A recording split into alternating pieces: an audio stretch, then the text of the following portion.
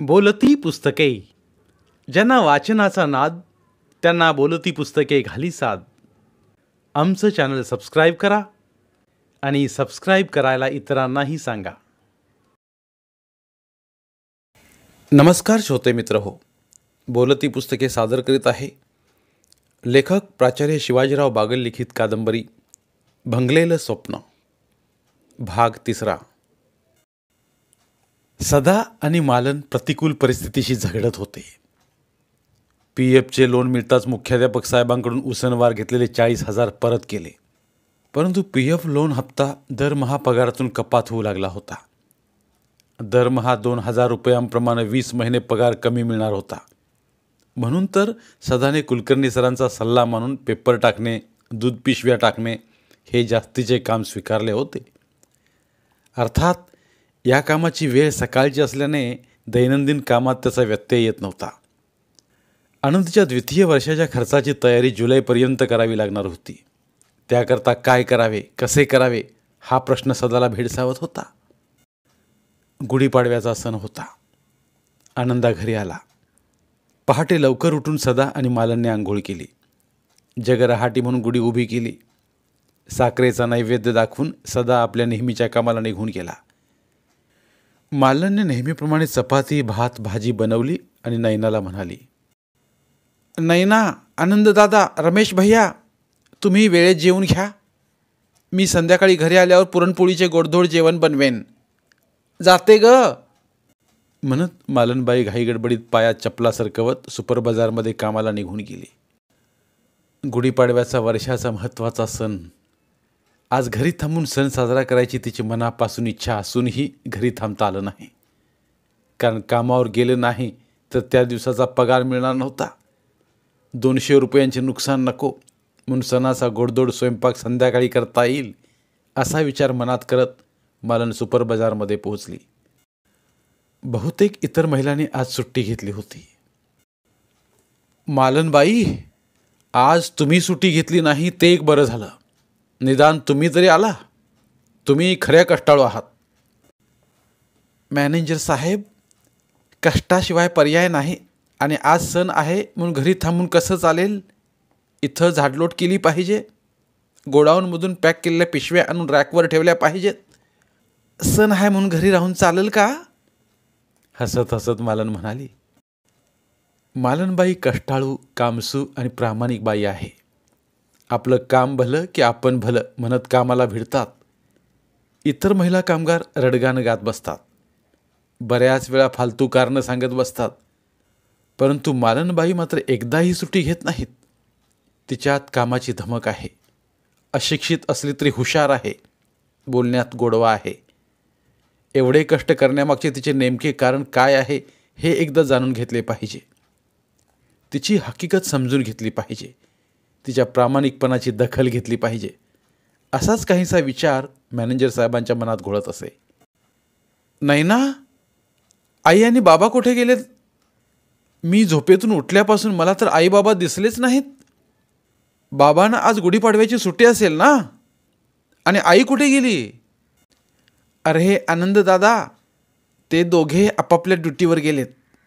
बाबा थोड्या वेळाने घरी येतील, परंतु आईला घरी यायला संध्याकाळ होईल.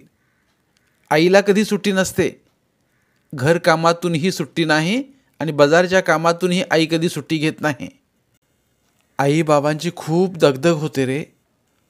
आता आम्हाला सवय झाली आहे, नैना आनंदला सांगत होती. ते ऐकून आनंदच्या चेहऱ्यावर आविर्भाव बदलत होते. माझ्यासाठी आई बाबा किती कष्ट करतात. गुढीपाडवा हा महत्त्वाचा सण साजरा न करता कर्तव्यासाठी धावत गेले. अशिक्षित आई, अल्पशिक्षित बाबा, परंतु त्यांनी आमच्यावर उत्तम संस्कार केले. शिक्षणाची गोडी लावली. आमच्या अभ्यासावर, प्रगतीवर बारीक लक्ष देत आहेत. आई बाबा गरीब असले म्हणून काय झालं? त्यांच्या मनाचा समजूतदारपणा, त्यांची धडपड, जिद्द अत्यंत महत्त्वाची आहे. त्यांना कुठलाही अहंकार नाही. आई सालस, नम्र स्वभाव. अशिक्षित आईला सुसंस्काराची शिकवण कुठून मिळाली असावी? बाबांचे तर वैचारिक जग वेगळेच आहे. साध्या सोप्या भाषेत अत्यंत मृदू बोलणारे बाबा, काळाचे आणि वेळेचे अचूक भान ठेवणारे बाबा, जीवनातील खांच खळगे दाखवणारे, धीरोदात्तपणा शिकवणारे, सत्याची बूज राखणारे, सर्वांना आपलेसे करण्याची वृत्ती ठेवून कामात देव पाहणारे, प्रत्येकाशी हसतमुखाने संवाद करणारे आणि मुख्य म्हणजे कोणीही काम सांगितले तरी होकार देणारे बाबा निष्काम कर्मयोग्यासारखेच आहेत. भले आमच्यासाठी त्यांनी धनदौलत मिळवली नसेल, प्रसंगी आमचे लाड केले नसतील, आपल्या मुलामुलींचे हट्ट पुरवावेत असे प्रत्येक आईबाबांना मनापासून वाटते, परंतु परिस्थितीमुळे ते हतबल आहेत. त्यांचा दोष नाही, परंतु कृतीने आणि उक्तीने त्याने आमच्यावर जी आचारांची, विचारांची आणि संस्कारांची पेरणी केली आहे ती कधी वाया जाणार नाही. जन्मजन्मांतरी आईबाबांच्या उपकारांची परतफेड आपण करू शकणार नाही. अविरत कष्ट करून त्यांनी आम्हाला दिलेलं नैतिक पाठबळ अत्यंत मोलाचं आहे. आनंद एकसारखा हाच विचार करत होता. मॅनेजर साहेबांनी मालनला आज सहानुभूतीपूर्वक लवकर म्हणजे 4 वाजता सोडले. 2 तास लवकर सुट्टी झाल्याने मालन आनंदात घरी आली तर रमेश हिरमुसून बसला होता आणि नैना गाल फुगून बसली होती. त्यांचंही साहजिकच होतं. दरवर्षी गुढीपाडव्याला नवा ड्रेस मिळत होता, नवीन कपडे घालून फिरून यायचे. पण आज नवीन कपडे नाहीत की पुरणपोळीचं गोड जेवण नाही. इतरत्र सर्वांच्या घरी आनंदी वातावरण आणि आमचे मात्र रोजच्यासारखेच चालू आहे. याचा नैनाला मनापासून राग आला होता. तर रमेश न बोलताच आपला राग गिळत होता. आनंदा तर दिवसभर आईवडिलांच्या कष्टाचाच विचार करत होता. आई घरी येण्या अगोदर बाबा काही न सांगता सायकल घेऊन घराबाहेर पडले होते. मालनने घरी आल्याबरोबर स्वयंपाकाची तयारी सुरू केली. मदतीसाठी नैनाला हाक मारली. अगं नैना, जरा इकडे ये पाहू. तुझी मदत झाली तर पुरणपोळीचा स्वयंपाक लवकर व्हायला मदत होईल. मी नाही येत, जा. नैना गाल फुगून म्हणाली. अरे रमेश, 5 वाजता नळाला पाणी येईल, जरा पाणी भरून ठेव. मला वेळ नाही. पाणी भर नाही तर नाही भर. तुला काम सांगायला मीच दिसतो काय? रमेश तिरसटल्या गत बोलत होता. रमेश, तुम्हाला काम सांगायचं नाही तर कोणाला सांगू? दादाला सांग. दादाच्या शिक्षणाकरता 2-2 लाख रुपये भरता आणि आम्हाला जीन्सची पॅन्ट पण आणत नाही. बाकीच्या मित्रांना गुढीपाडव्याचे नवीन ड्रेस आणि आम्ही जुन्याच कपड्यावर घरात बसलोय. सगळे लाड दादाचे करता का? तर तो मेडिकल कॉलेजला आहे म्हणून. आई, तुझ्याशी आणि बाबांशी बोलणारच नाही मी, म्हणत रमेश आपल्या मनातील खदखद बोलून दाखवत होता. बिचारी आई निमूटपणे ऐकून घेते, पण बाबा तत्त्वज्ञान सांगत बसतात. साधी राहणी, उच्च विचारसरणी. देशाचे माजी पंतप्रधान लाल बहादूर शास्त्री गरिबीत कसे शिकले, अनेक नामवंत व्यक्ती कर्मवीरांच्या शिक्षण संस्थेत स्वावलंबनाचे धडे कसे शिकले, त्यांनी परिस्थितीवर कशा प्रकारे मात केली वगैरे पुन्हा पुन्हा तेच ते सांगतात आणि आम्हाला गप्प गुमान ऐकून घ्यावं लागतं. बाबांच्या शिस्तीत आणि धाकात राहावं लागतं. बाबांच्या समोर बोलायची हिंमत होत नाही आणि आईपुढे आपलं गुऱ्हाळ लावून काय उपयोगाचंच नाही, हेही रमेशला चांगलं ठाऊक होतं. परंतु त्रागा करण्याचं आई हे हक्काचं व्यासपीठ आहे असं मुलं समजत होती. सदा रेडीमेड कापड दुकानाची पायरी चढत असतानाच दुकानाचे मालक राजेंद्र भाई म्हणाले. या सदाशिवराव, फार दिवसांनी दुकानात येणं केलं, काय सेवा करू? शेठ, आम्ही कसले राव? मी साधा सेवक शिपाई. मला राव म्हणून लाजवता का?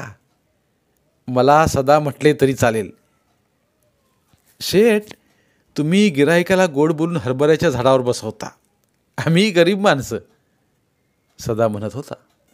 राजेंद्रभाई शाळेतील मुलांचा ड्रेस पुरवठा करत होते, त्यामुळं राजेंद्रभाईंचा शाळेशी निकटचा संबंध होता.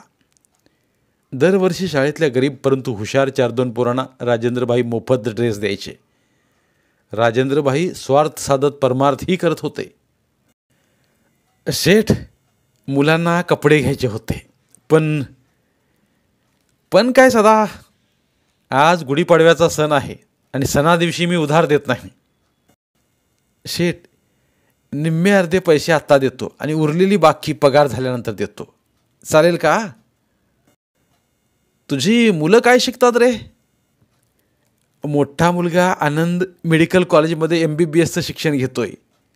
तो पहिल्या वर्षाला आहे. दुसरा मुलगा 12वी सायन्समध्ये शिकतोय आणि मुलगी 10वीत आहे. ठीक आहे, तू आत्ता निम्मे पैसे दे आणि उरलेले पैसे पगारानंतर दे. पण आठवणीनं आणून दे. तुला पाहिजे तसे ड्रेस घे. नवीन स्टॉक आला आहे. भरपूर व्हरायटीज आहेत. कपडे स्टँडर्ड आणि गॅरंटेड आहेत. राजेंद्रभाईने सेल्समनला सांगितलं की सदाला त्याच्या पसंतीनुसार ड्रेस दाखव. सदा वेगवेगळे ड्रेस पाहत होता. जास्त भडक नको, किंमत वाजवी असावी, दिसायला कपडे छान असावेत आणि मुख्य म्हणजे कपडे टिकायला पण छान असावेत, यावर सदाचा भर होता. जादा किमतीचे ड्रेस भारी असतातच असे नाही, हे सदाला अनुभवाने माहीत होते. आनंदा व रमेश यांच्याकरता त्यांच्या मापाचे जीन्स पॅन्ट व शर्ट घेतले. नयनाकरता छानसा ड्रेस घेतला. कमीत कमी बिल म्हणत 3000 रुपये बिल झालं. 1500 रुपये शेठच्या हातावर ठेवले. बाकी मांडून ठेवा म्हणत सदा राजेंद्रबाईंना हात जोडत दुकानाबाहेर पडू लागला. अरे थांब सदा, जातोस कुठं? तुझ्या मोठ्या मुलाच्या ड्रेसचा नंबर किती आहे? शेठ 42 नंबरचा आहे. काय झालं शेठ? सदा दबकत विचारत होता. अरे तुझा पोरगा डॉक्टरकीचं शिक्षण घेतो, त्याचा आम्हाला पण अभिमान आहे. त्याच्याकरता माझ्याकडून एक ड्रेस भेट देतो. चांगल्या मुलांचं कौतुक झालं पाहिजे. अरे रामलाल, एक चांगला ड्रेस 42 नंबरचा पॅक करून दे. आपल्या वतीने प्रेझेंट बरं का? त्याची किंमत बिलात लावू नकोस. शेठचा आदेश ऐकून रामलालने एक ड्रेस सदाच्या हातावर ठेवला. नको शेठ, उधार कपडे दिले हेच फार उपकार झालं. तुमच्या उपकाराची परतफेड कशी करू? सदाचं मन भरून आलं होतं. इतरांकडून फुकटचं घेऊ नये, सदाचं स्वाभिमानी मन म्हणत होतं. अरे सदा, फुकट समजू नको आणि उपकार पण समजू नकोस. मी माझं कर्तव्य करतो. पाहिजे तर असं समज की एकावर एक ड्रेस फ्री दिला समज. मला माहीत आहे तुला कोणाकडून फुकट घ्यायला आवडत नाही. एकावर एक फ्री असं समज आणि आनंदानं घरी जा. काय? होय शेठ, आपले खूपच उपकार झाले म्हणत सदा पुन्हा पुन्हा राजेंद्रभाईला हात जोडत होता. राजेंद्रभाईंसारखी सद्गुणी माणसं सदाच्या जिद्दीला धडपडीला पाठबळ देत होती. काही जण सदाचे कौतुक करत होते, तर काही जण सदाची जिद्द, त्याच्या बायकोचे कष्ट आणि मुलाची हुशारी बघून नाकं मुरडणारी होती. काहींना त्याची प्रगती बघवत नसे. काही जणांना आपली मुलं प्रगती करत नाहीत याचं मनात शल्य असे. जो तो आपापल्या नजरेतून बघत असतो. कशाला कोणाकडे लक्ष द्यायचं आपण? आपली सरळ वाटचाल चालायची. चाकोरीतून जायचं. चाकोरी सोडून वाटचाल करायची नाही, एवढंच सदाला माहीत होतं. मालन आणि सदा कधीच कोणाचा द्वेष करत नव्हते. बराच वेळ झाला. हे अजून कसे आले नाहीत म्हणून मालन सदाची वाट पाहत होती. तुमचे बाबा आले म्हणजे आपण सर्वजण गोड पुरणपोळी जेवू, असं मालन मुलांना म्हणत होती. आधी कपडे मगच जेवण. रमेश हट्टाला पेटला होता. नैना गाल फुगवूनच बसली होती. हे आनंदच्या चाणाक्ष नजरेतून सुटलं नव्हतं.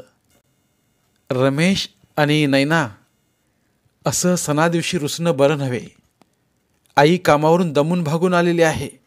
आता थोड्याच वेळात बाबा येतील. आपली रुसून बसलेली मुलं पाहून त्यांना काही आनंद होणार आहे का? आपल्या परीनं त्यांच्या मनास दुःख होईल असं वागायला नको आहे. तुम्ही समंजस हुशार भावंडे असताना असा बालहट्ट करणं बरं नव्हे. तेवढ्यात सदाची सायकल अंगणात येताच वातावरण स्तब्ध झालं. चिडीचूप शांत वातावरण बघून सदाला काही समजेनासे झालं. परंतु सदाच्या हातातील कपड्यांची बॅग बघून नैना आनंदानं म्हणाली, आई, बाबा आले. सर्वांना जेवायला वाढ बघू. ए भैया, तुझी मनोकामना पूर्ण होणार. आनंद दादा, पुरणपोळीचा बेत रंगणार बरं का. इतरांच्या घरी मावळत्या सूर्याच्या साक्षीने सणाचा आनंद मावळला होता, पण सदाच्या घरात दिवसभर मावळलेला आनंद संध्याकाळी फुलला होता. देवघरात दिवा लावताच नव्या कपड्यांचा, गोड पुरणपोळीचा आनंद घरभर पसरला. जो तो खुशीत पुरणपोळीचा आस्वाद घेत होता. सदा मात्र पुढील खर्चाच्या तरतुदीचा विचार करत पुरणपोळीचा एक एक घास घशाखाली ढकलत होता. सदाची अवस्था बघून मालनच्याही घशाखाली घास उतरत नव्हता. न बोलताच दोघांचंही भावविश्व दोघांना समजत होतं. रमेश आणि नैना दोघेही बाबांनी नवीन कपडे आणले, बाबांनी आपला हट्ट पूर्ण केला म्हणून आनंदाने मिटक्या मारून जेवत होते. या आनंदात आनंदही मनापासून सहभागी झाला होता. आपल्यासाठी बाबांनी कपडे आणले, परंतु मला आणि नैनाला एक एक ड्रेस आणि दादाला मात्र 2 ड्रेस, ही गोष्ट रमेशला खटकलीच. आनंद दादा मोठा आहे म्हणून त्याचे लाड अधिक होतात, असे रमेशने बोलूनही दाखवले. बाबा, आनंद दादा तुमचा लाडका आहे म्हणून त्याला 2 ड्रेस घेतलेत, तुम्हाला फक्त त्याचाच अभिमान आहे. तसं नाही रे रमेश, आई वडिलांना सर्व मुले सारखीच असतात. तू उगाच गैरसमज करून घेतो आहेस. तो मिरजेत राहतो, त्याचे ड्रेस जुने झालेत. 4 मित्रांच्या समवेत त्याला बऱ्यापैकी कपडे नकोत का. तू 12वी चांगल्या मार्काने पास हो, ध्येय पूर्ण कर, तुलासुद्धा छान छान भारी भारी ड्रेस घेऊ. आम्ही कोणासाठी एवढे कष्ट घेतो आहेत, तुमच्यासाठीच ना. अरे, तुमच्यासाठी कपडे तरी घेतले, पण तुमच्या आईला साधी साडी देखील घेऊ शकलो नाही. सदा असं म्हणताच मालनबाईंचे डोळे भरून आले. रमेश, तुला कळायला हवं, बाबांना काहीही बोलतोस. आता तू काही लहान नाहीस. हट्टीपणानं वागणं चांगलं नाही. देवासमान असणारे आपले आई बाबा आपल्या शिक्षणासाठी, सुखासाठी ते स्वतःच्या इच्छा मारून अहोरात्र झटत आहेत, याचं जरा तरी भान असू दे. आनंद रमेशला समजावून सांगत होता. रमेश लहान आहे, अजून त्याला कळत नाही. बरं, मुलाने आई वडिलांकडे हट्ट करायचा नाही तर मग कोणाकडे करायचा. हट्ट करायचं त्या दोघांचं वय आहे. दोष त्यांचा नाही, आपल्या गरिबीचा आहे. एकाच वेळी देव सर्वांना सुखी समाधानी ठेवू शकत नाही. सुखदुःखाचा पाठशिवणीचा खेळ चाललेलाच असतो. तुम्ही करते सवरते झाला, 4 पैसे कमवायला लागला म्हणजे आपलेही दिवस पालटतील. श्रीमंती अथवा गरिबी कायम राहत नसते, हेही दिवस जातील. परिस्थितीतून तावून सुलाखून निघाल्याशिवाय माणसाला शहाणपण सुचत नाही. तुम्ही भरपूर शिका, नावलौकिक कमवा. तुमच्यासाठी आणखी जादा कष्ट करायची आमची तयारी आहे.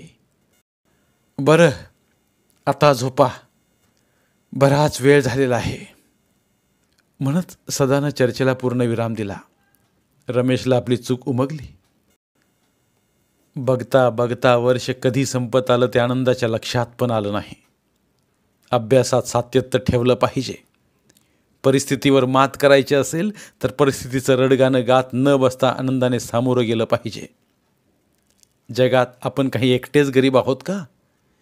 माझ्यापेक्षाही गरीब असणारी लाखो मुले आहेत, ते कधी गरिबीचं भांडवल करत नाहीत. अनंत अडचणीवर मात करत पुढे जातो तोच खरा लढवय्या. मी परिस्थितीशी 2 हात करणार, रडत कुडत बसणार नाही. ह्या सेमिस्टरलाही सर्वप्रथम यायचंच, हा दृढ संकल्प करून अभ्यास केला पाहिजे. आपले मार्क बघून इतरांचे डोळे दिपले पाहिजेत. या विचाराने प्रेरित होऊन आनंदने अभ्यासाची तयारी सुरू केली होती. सदा शिक्षक पतसंस्थेत भेटून आला. पतसंस्थेचे सचिव चेअरमन यांच्याकडून होकाराचा शब्द घेतला. जून जुलै महिन्यात पतसंस्थेत कर्जाची मागणी मोठ्या प्रमाणात असते.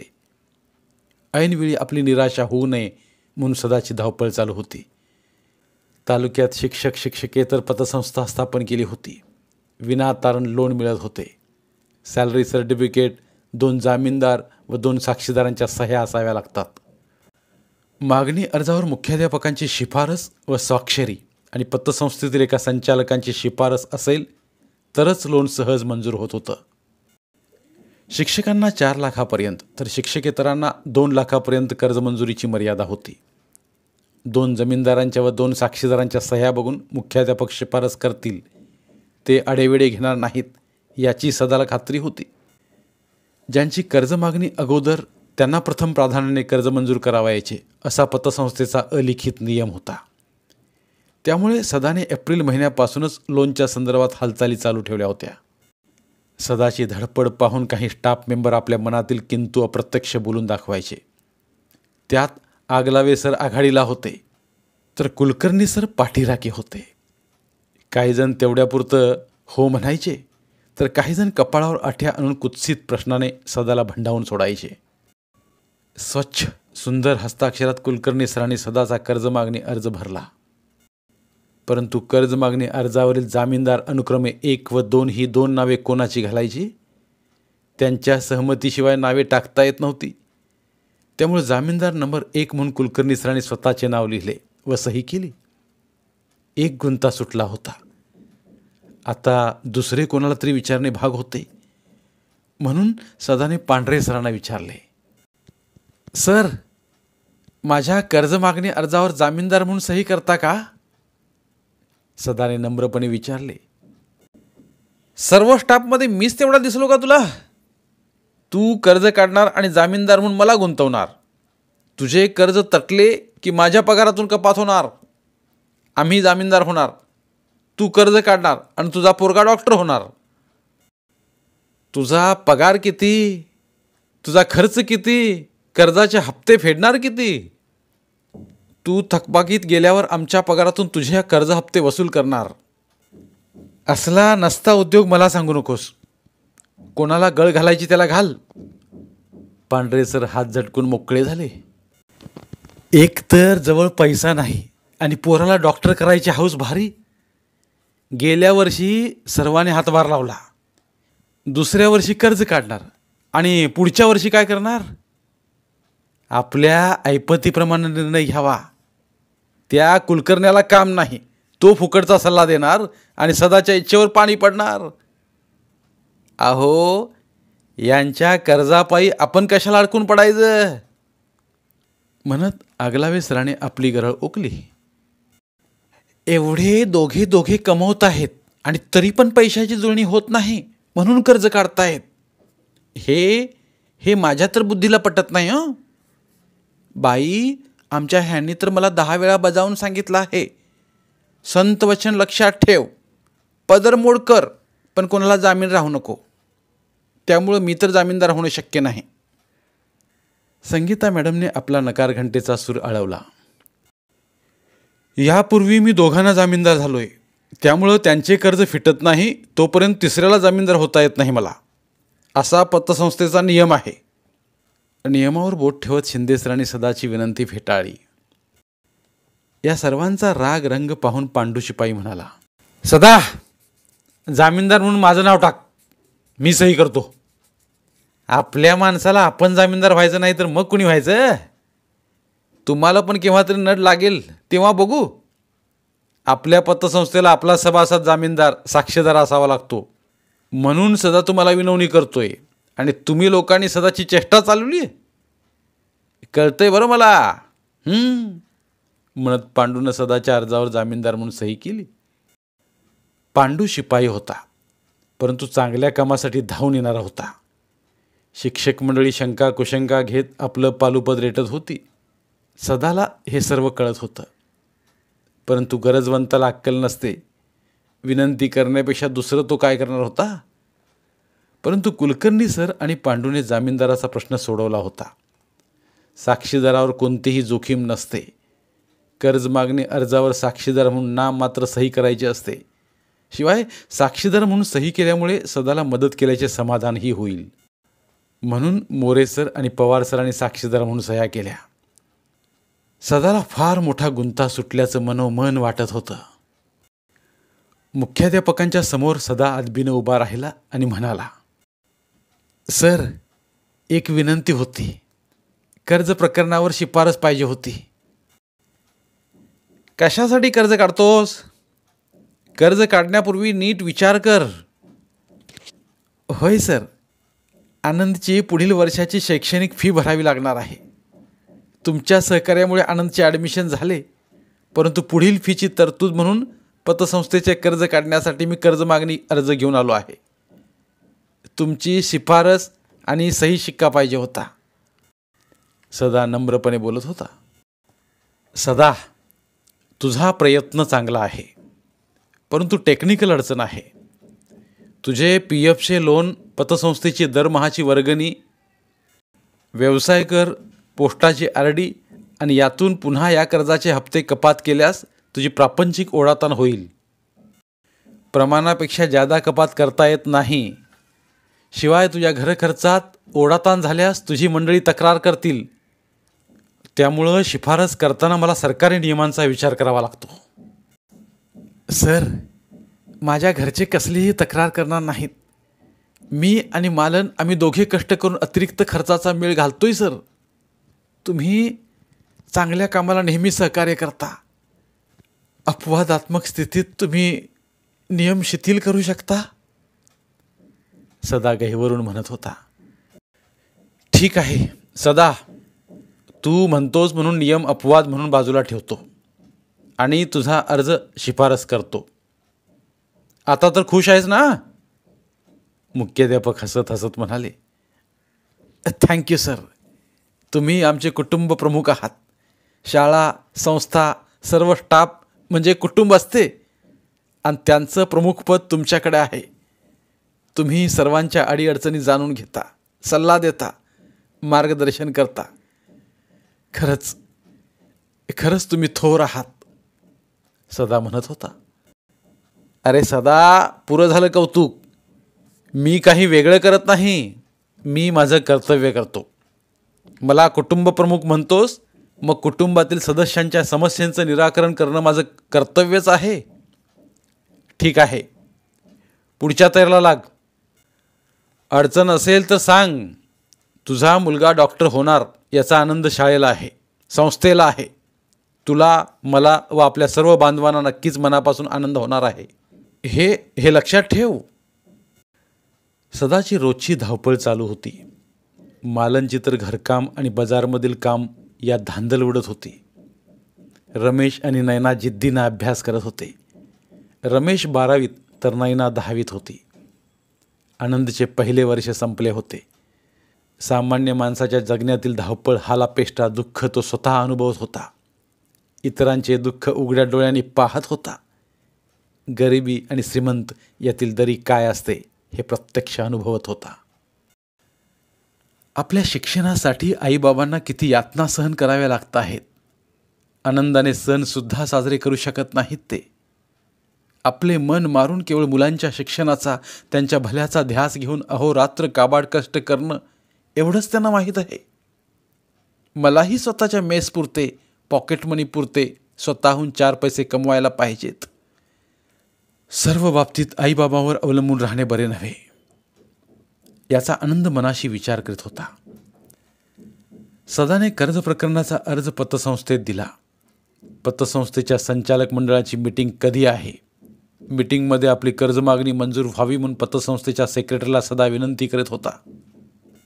पण सेक्रेटरी सदाला बोटावर खेळवत होता. तो म्हणत होता, बघूया, बरेच अर्ज पेंडिंग आहेत. चेअरमनना बोलून बघतो. मी लवकर अर्ज दिला आहे. मुलाच्या ॲडमिशनचं काम आहे. सेक्रेटरी साहेब, तुम्ही मनावर घेतलं म्हणजे काम लवकर होतं हे काय मला माहीत नाही होय? ते तुमचं खरं आहे. संचालक बोर्डाची मंजुरी घ्यावी लागते. चेअरमन साहेबांची मर्जी सांभाळावी लागते. एखादी ओली पार्टी द्यावी लागते. बरेच सभासद कर्ज मागणी करताना या मार्गांचा अवलंब करतात. हल्ली लवकर लोन पाहिजे तर पार्टी द्यावी लागते. शिवाय बँक इन्स्पेक्टरकडून फायनल मंजुरी घ्यावी लागते. कर्ज मंजुरी यादीत नाव नसेल तर कर्ज देता येत नाही. त्या बँक इन्स्पेक्टरच्या हातावर 1500 टेकवावे लागतात. खास बाब म्हणून मंजूर करायचे तर चेअरमन साहेबांना 3% व सेक्रेटरी म्हणून माझे 2% रक्कम असे 5% अगोदर आणून द्यावे लागतात. 5% रक्कम म्हणजे 10,000 रुपये आणून दिले तर 2 दिवसात तुमचं काम करू. नाहीतर सर्वांबरोबर जेव्हा होईल तेव्हा करू. अर्थात तुम्हाला गरज किती आहे त्यावरही अवलंबून आहे. आणि मुख्य म्हणजे विरोधी संचालकांना यातलं काही सांगू नका, नाहीतर ती मंडळी मनगटला चुना लावून आमच्या नावानं बोंबाबोंब करायला तयार असतात. बघूया, चेअरमनच्या कानावर घालून ठेवतो. 5% रक्कम देण्याची तयारी असेल तर काम झालंच म्हणून समजा. सदाची अडचण लक्षात घालून सेक्रेटरी तिढा घालत होता.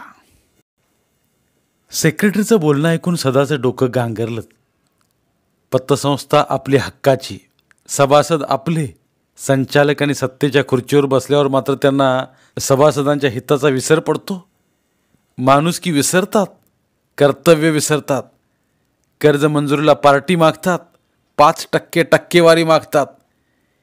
ह्या साल्यांना पुन्हा मतदान करायचं नाही, गरज लक्षात घेऊन सहकार्य करायचं नाव नाही. सेक्रेटरी उघड उघड टक्केवारीची मागणी करतोय. आमच्याच नरड्यावर सुरे ठेवायला निघालेत. कर्ज आम्ही घेणार, कर्ज आम्ही फेडणार आणि हे भडवे 5%चा मलिदा खाणार. आपल्याच लोकांनी असली भ्रष्टाचाराची कीड पोचली आहे. सदा क्षणभर मनातल्या मनात विचार करत होता. 5% होय म्हणावं तर विनाकारण भुर्दंड बसणार, नाही म्हणावं तर सेक्रेटरी खोडा घालणार. गरजवंताला अक्कल नसते.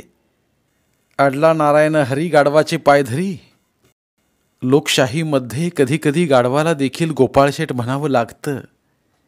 तसे निर्डावलेल्या लोकांना होय साहेब तुम्ही म्हणाल तसं मान्य आहे असं कबूल करण्याशिवाय गत्यंतर नव्हतं.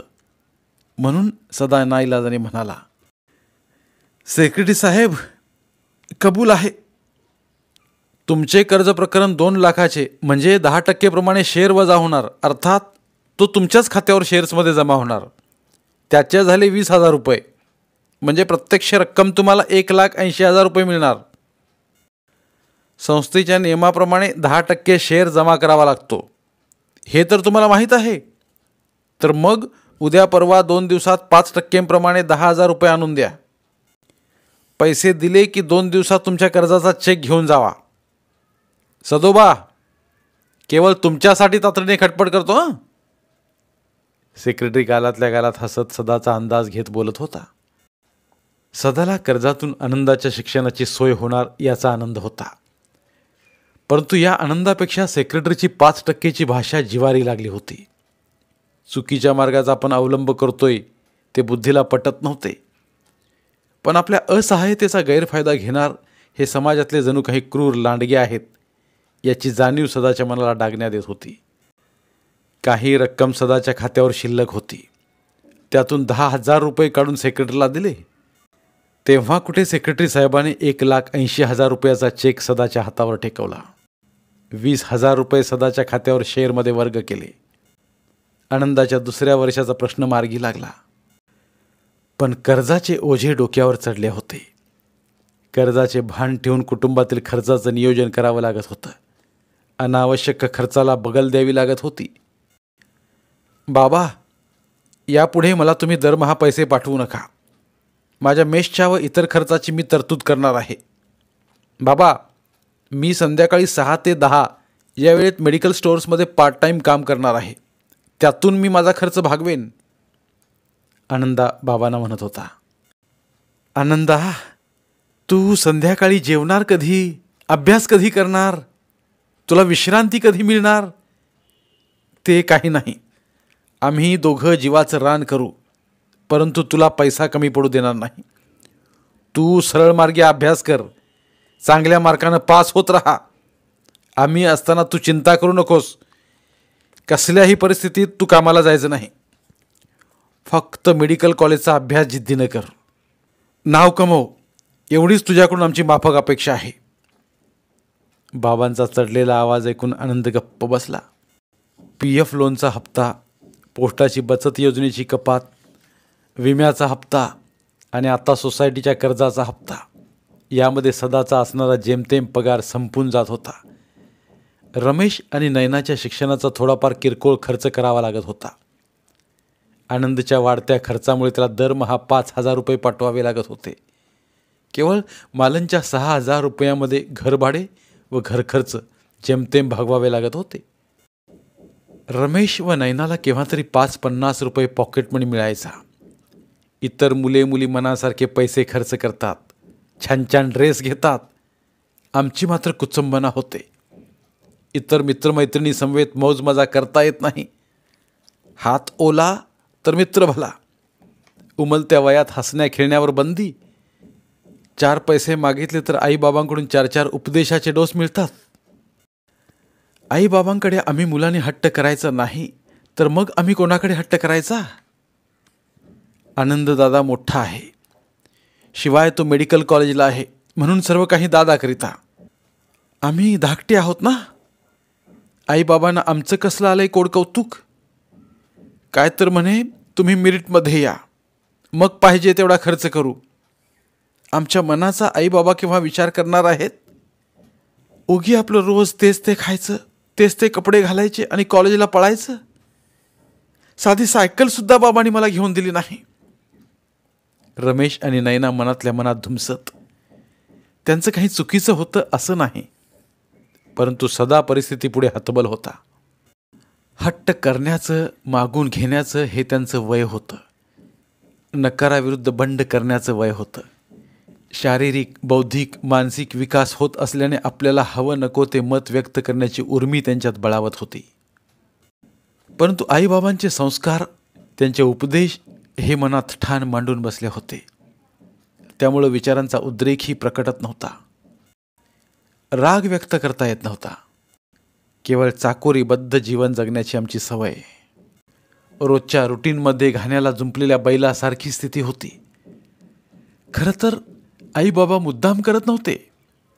ते अपार कष्ट करत होते. त्यांच्या कष्टाला पारावार नव्हता. मिळकत कमी होती आणि दादाच्या शिक्षणाचा अमाप खर्च आमच्यासारख्या गरीब कुटुंबाला परवडणारे नव्हते. आईबाबांची तर रोजची ससे होलपट चालू होती. तिकडे आनंदला त्याचं मन स्वस्थ बसू देत नव्हतं.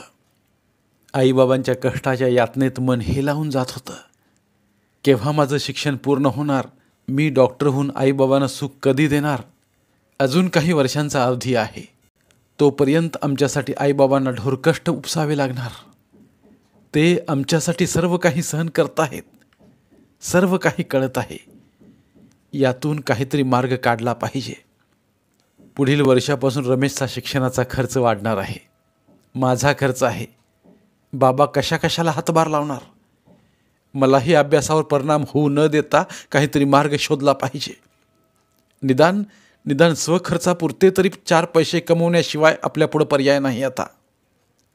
आनंद याचाच सातत्याने विचार करत होता. मेडिकल कॉलेज 5 वाजता सुटायचे. 5 ते 6 या वेळेत रूमवर फ्रेश होऊन इतर मुले मुली आपापल्या मित्रमैत्रिणींसमवेत संध्याकाळी फिरायला बाहेर पडायचे. काही मुले मेसमध्ये खायचं म्हणून खायचे. अर्धवट अन्न ताटात शिल्लक ठेवून ताटावरून उठायचे. त्या टाकून दिलेल्या अन्नासाठी मेसच्या अवतीभोवती 5-50 कुत्री खरकट्या अन्नासाठी घोटाळत असायची. भरल्या पोटाला अन्नाची किंमत कळत नव्हती, म्हणून ते चांगल्या अन्नाचा नाश करतात. तर भुकेल्या पोटाला फेकून दिलेलं कदान्नसुद्धा चविष्ट लागतं. आपल्या देशात तृप्तीचे ढेकर देऊन अजीर्ण होऊन आरामात लोळत पडणारेही आहेत, तर दुसऱ्या बाजूला पोटाचं खळगं भरण्यासाठी क्षीण हीन दिनवाने होऊन आशाळभूत नजरेने याचना करणारे व्याकुळ झालेले लोकही आहेत. ही आर्थिक विषमतेची दरी वरचेवर वाढतच आहे. याचं भयान वास्तव चित्र आनंद उघड्या डोळ्यानं पाहत होता. आनंद कृष्णा मेडिकल स्टोअरमध्ये गेला. मालकांना नम्रपणे विनंती करत म्हणाला, साहेब, प्लीज एक विनंती होती. हे पहा, मला वेळ नाही. आम्ही कोणास वर्गणी वगैरे देत नाही, आणि मुख्य म्हणजे मेडिकल बिलात सूट द्या किंवा बिल उधार ठेवा असली विनंती करू नका. एका दमात कृष्णा मेडिकलचे मालक वैतागून बोलत होते. दिवसभराच्या दगदगीने उतरत्या वयात माणसाचा स्वभाव जरा चिडचिडा होणं साहजिकच आहे. दिवसभर दुकानात ग्राहकांची वर्दळ. सकाळी 9 ते 6 या वेळेत डिफार्म केलेल्या मुली प्रॅक्टिससाठी येत. त्या 6 वाजले की निघून जात. त्यानंतर नोकर मंगेश आणि मालक दोघेच. त्यामुळे देवघेव करून दमलेले मालक त्राग्याने बोलले असतील. या वयात असा चिडचिडा स्वभाव होणे साहजिक आहे. म्हणून आनंद ग्राहकांची वर्दळ कमी होईपर्यंत संध्याकाळी 8 वाजेपर्यंत मेडिकल दुकानाच्या बाहेर थांबून राहिला. गरजवंताला अक्कल नसते याची प्रचिती आनंदला येत होती. दुकानातील वर्दळ कमी झालेली पाहून आनंद पुढे गेला आणि पुन्हा अदबीने म्हणाला, मालक, एक विनंती होती. अरे मघा मी तुला सांगितलं ना, पुन्हा पुन्हा कसली विनंती करतो. मालक, मी वर्गणी, देणगी अथवा बिलात सूट मागण्यासाठी आलो नाही. तुम्ही मला पार्ट टाइम काम द्याल का हे विचारण्यासाठी आलोय. माझ्याकडे 2 कायमस्वरूपी नोकर आहेत. 4 मुली ट्रेनिंगसाठी येतात. त्या मुली सकाळी 9 ते 6 या वेळात काम करतात. त्या मोफत काम करतात. डी फार्मच्या मुलामुलींना मेडिकल दुकानातील कामाचा अनुभव पूर्ण केल्याखेरीज सर्टिफिकेट मिळत नाही. त्यांना पण गरज असते आणि आमचेही मोफत काम होऊन जाते. दुकान मालक मख्ख चेहऱ्याने सांगत होता. मालक, दुसरा कामगार कधी येतो तर कधी येत नाही. सर्व कामाचा ताण माझ्या एकट्यावर पडतो. तो मुलगा नोकरी करतोय तर द्या ना. शिवाय तो पार्ट टाइम नोकरी मागतोय. गिरायकांची वर्दळ खरी संध्याकाळी असते, तेव्हा आपल्यालाही कामगाराची गरज आहे. मेडिकलमध्ये काम करणाऱ्या मंगेशने मालकाच्या मागे भुणभुण लावली होती. मंगेश जुना नोकर होता. तो मालकाची भीडभाड न ठेवता आपलं म्हणणं दामटून मांडत होता. अरे पण त्याला पगार कुठला द्यायचा. ट्रेनी असता तर ठेवून घेतला असता. मालक पैशाला चिकट होता. पैसा घ्यायला खुश, पण पैसा द्यायला कायम नाखुश असायचा. आजवरचा अनुभव पाहता मंगेशला हे माहीत होतं. म्हणून मंगेश म्हणाला, मालक काय राव, तुम्ही तर दाम कमी देणार आणि जास्त काम करून घेणार. आता पार्ट टाइम काम मागायला आलेल्या माणसांना नाही होय म्हणत बसणार आणि पुन्हा गरज लागल्यावर दुकानाबाहेर कामगार पाहिजे म्हणून बोर्ड लावणार. तुम्हाला एखादा मवाली कामगार मिळणार आणि तुम्हाला चुना लावून जाणार. अहो, प्रामाणिकपणे नम्रतेने नोकरी मागणाऱ्याला तेही पार्ट टाइम काम द्यायला एवढे आडेवडे का घेताय. तुम्हाला घेणे माहीत आहे, देणे नाही. मंगेश तनतनत बोलत होता, कारण मंगेशला कामावर घरी जायला रोजच रात्री 10 वाजायचे. दुसरा कामगार असेल तर निदान लवकर सुटका तरी होईल या उद्देशाने मंगेश बोलत होता. ठीक आहे, मेडिकल दुकानात काम केल्याचा काही अनुभव वगैरे आहे का. नाही. काम केल्याशिवाय अनुभव कसा यायचा. मग असा बिगर अनुभवी नोकर आम्हाला चालणार नाही. औषध गोळ्यांचा संबंध येतो.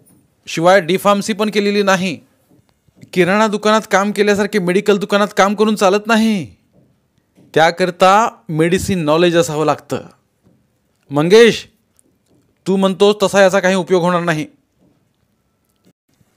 अनुभवी माणसाला जादा पगार द्यावा लागतो. तो तर तुमच्या हातून सुटत नाही. कामाची संधी मिळाल्याशिवाय अनुभव येत नाही. शिकलेला समंजस मुलगा दिसतोय. हुशार चुणचुणीत मुले लवकर तरबेज होतात. तेव्हा मला वाटतंय मालक, तुम्ही याला पार्ट टाइम नोकरी द्यायला हरकत नाही. त्याला पगार कमी द्यावा लागणार आहे. या सर्व गोष्टी लक्षात घेऊन हो म्हणा. ठासून मंगेश मालकाला म्हणत होता. बरं, तुझं नाव काय. तू कितवी शिकला आहेस. माझं नाव आनंदा. 12वी सायन्स पास आहे मी. खरे सांगितलं तर मालक नोकरी देणार नाही म्हणून आनंदाने 12वी पास असल्याचं सांगितलं. जादा पगार मागितला तर परवडत नाही म्हणून हुसकावून लावता येईल या उद्देशानं मालक म्हणाले, तुझी पगाराची अपेक्षा काय आहे. तुम्ही द्याल तो पगार चालेल मला. किमान पोटा पाण्यापुरता पगार मिळाला तरी चालेल. हे पहा, सकाळी माझ्याकडे ट्रेनी मुली आहेत. त्यामुळे संध्याकाळी 6 ते 10 या वेळेत काम करण्याची तयारी आहे का. होय मालक, ही वेळ माझ्या पण सोयीची आहे. मला काम दिले तर मालक, आपले माझ्यावर उपकार होतील आणि मी तुमचे उपकार कधीही विसरणार नाही. आनंद हात जोडून म्हणत होता. मी तुला दरमहा 4,000 रुपये देईन. संध्याकाळी 6 ते 10 या वेळेत काम करावं लागेल. ज्या दिवशी कामावर येणार नाही त्या दिवसाचा पगार मिळणार नाही. सर्व काही बोलून घेतलेलं बरं असतं. सलग 4-2 दिवस कामावर आला नाही तर कामावर काढून टाकेन. पुन्हा गयावया करून चालणार नाही. मालक मालकशाही दाखवत होता. माणुसकीचं नावही घेत नव्हता. तरीसुद्धा आपल्याला काम मिळणार आहे या आनंदात मालकाच्या सर्व अटी मान्य आहेत म्हणत आनंद मान डोलावून होकार देत म्हणाला, मालक, उद्यापासून कामावर येऊ का? ये ये, तू कामावर आल्यावर मंगेशचं समाधान होईल, परंतु मला मात्र महिना 4,000 रुपये भुर्दंड बसेल. बसू दे, तू उद्यापासून कामावर ये म्हणत मालकाने अनिच्छेने का होईना पण होकार दिला. हे ऐकून आनंद आनंदित झाला आणि थँक्यू मालक म्हणत हॉस्टेलकडे गेला. बराच उशीर झाला होता. 9 वाजता मेस बंद होते. वेळेत गेलं तर जेवण मिळणार, नाहीतर उपाशी झोपावं लागेल म्हणून आनंद झपाझप पावले उचलत मेसच्या दिशेनं निघाला. मेसमध्ये जाऊन पाहतो तर काय, भांडी खंगाळायचं काम चालू होतं. जेवण संपलं काय? मला जेवायचं होतं. अहो, आता वाजले किती? 10 वाजून गेले. स्वयंपाकाच्या महिला घरी निघून गेल्या, त्यांनाही घरची कामं असतात. तरीही थोडं थांबा, भात भाजी शिल्लक आहे का ते पाहतो. असेल तर भाजी गरम करून देतो. आज भात भाजीवरच भागवा म्हणत मेसबॉयने ताटात भात भाजी आणून दिली. भात भाजी खाता खाता आनंद मेसबॉयला म्हणाला, अरे दोस्ता, माझं एक काम करशील का? आता तुमचं आणि कंचं काम म्हणायचं, इथल्या कामानंच माझा पिट्टा पडतोय. तू रोज संध्याकाळी माझा जेवणाचा डबा रूमवर घेऊन येशील का? तुझं सर्व काम आटोपल्यानंतर जेवणाचा डबा आणून दिलास तरी चालेल. आनंद त्याला गुडी गुलाबीने विचारित होता. मला काय तेवढंच काम आहे होय? मेसबॉय नाक फेंधारून बोलला. अरे, रूमवर डबा पोच केल्याबद्दल मी तुला महिना 100 रुपये देईन. तुला किती काम असते ते कळतंय रे मला. मेस मालकाला काही सांगणार नाही. आणि हो, या कामाबद्दल तुला 100 रुपये देतो की दोस्ता. मग करशील ना मला मदत? तुम्ही मला दोस्त म्हणताय म्हणून मी तुम्हाला संध्याकाळी जेवणाचा डबा रूमवर आणून देणार. उशीर लागला तर चालेल ना? डबा वेळेत भरून ठेवेन, पण सगळी कामे झाल्यावर तुमचा डबा पोच करीन. पण तेवढं 100 रुपये मात्र द्यायचं मात्र विसरू नका. आणि हे मेस मालकाला सांगू नका. डबा पोहोच करण्याचा चार्ज 100 रुपये घेतोय म्हणून अजिबात सांगणार नाही. तेवढा मला कळत नाही का? तर मग उद्यापासून बॉईज हॉस्टेल रूम नंबर 45मध्ये माझा डबा पोहोच करणे. ओके ओके बॉस म्हणत मेसबॉय आनंदला बाय बाय करत होता. तर उद्यापासून पार्ट टाईम कामाला जायचं. स्वखर्चापुरतं तरी स्वकष्टाने पैसे कमावायचे या विचारात आनंद रूमवर आला. शारीरिक थकवा आल्याने रूमवर येताच आनंद कॉटवर आडवा झाला. धन्यवाद. उर्वरित कादंबरी पुढील भागात. मराठीतील प्रतिभावंत लेखकांचं साहित्य, कथा, कादंबऱ्या ऐकण्यासाठी आमचं बोलती पुस्तके हे चॅनल सबस्क्राईब करा. आणि मराठी साहित्याचा प्रसार करण्यासाठी प्रत्येक मराठी माणसाला सबस्क्राईब करण्यासाठी आवाहन करा. आणि बोलती पुस्तके या साहित्य चळवळीत सहभागी व्हा. आपले पुन्हा एकदा धन्यवाद.